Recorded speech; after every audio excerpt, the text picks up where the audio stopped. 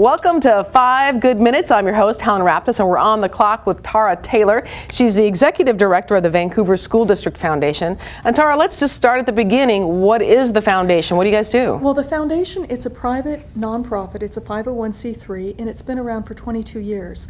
And our focus is on meeting the basic needs for children in Vancouver public schools.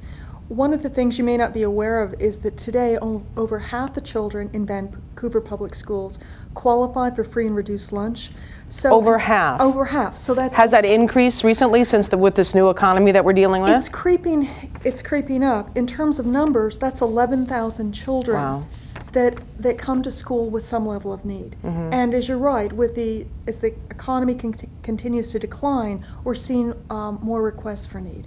Okay, so what do you do? How do you help them? Well, help them in a number of ways. Our key program is a principal's checkbook, and every school principal in the Vancouver public schools, that's 33 schools, has a checkbook that principal can use at their discretion to discreetly and quickly meet the needs of kids that come in. So maybe that's for eyeglasses, maybe that's for a meal, maybe there's been a family situation. That principal can react immediately to help that family. How does the principal know that the child is in need? Is a teacher on the lookout? You know, it could be a teacher, it could be a counselor, but the requests have to funnel through at the school level. But typically, it's like at a classroom level that, the teacher will be aware or a counselor will be aware that something is happening. Do you find that the kids that are in need now were the families that weren't in need a couple of years ago? We're seeing, yes.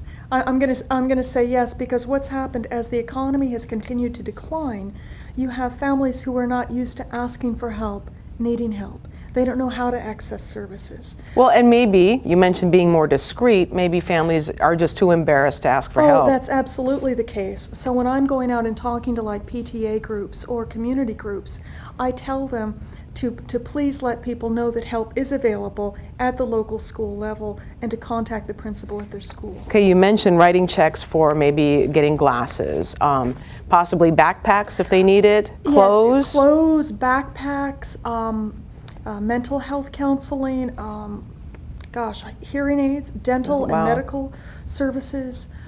Sometimes it's as basic as bus passes.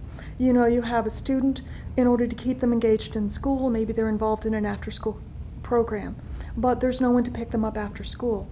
So we may, in some cases, provide a bus pass so that kid can get home after school, and that keeps them involved. What are you most in need of? Monetary donations. I mean, because the demand is growing, we can always just use, financial contributions, and any amount helps. The important thing is that the money that you invest in the foundation really goes back and helps the community because it helps the students succeed. Sure. Do you take those donations of clothing or services? Let's say someone's a dentist and they offer their services. Oh, absolutely. In fact, depending on the time of year, you'll see our office stuffed with different things. For example, we just finished back to school, and we had hundreds of backpacks that different groups around the community, different businesses, they had filled backpacks, and so they'll come to us and we'll take them out to different schools in the community. I've had dentists contact me saying, look, I'd like to help and offer free dental services. That's fantastic.